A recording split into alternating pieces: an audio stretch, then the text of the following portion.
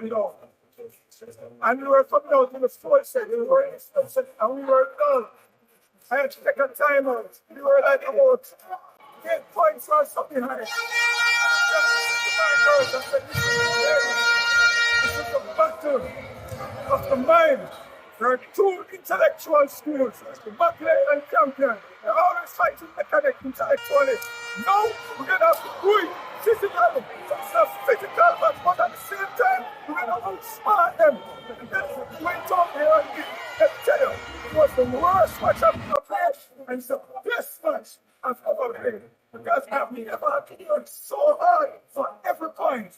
And I just want to thank everyone for being us. All I can say is it was really a whirlwind on the court, on the bench, but really focused when it mattered most, and we took the win. That's all that matters. What do you have to say about your girls? My girls, all I have to say about my girls is that they're really good into it when they're on the match. From going to training, coming here, all the matches that we did previously, all that experience we played,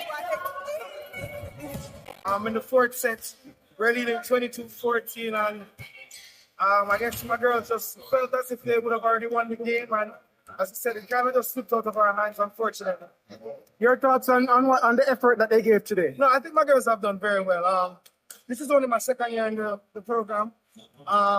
First year they played without me as the coach, and they only won 1 game. So it's been 3 years from 2023 to 2025 now, and they're in the finals. It's a big jump.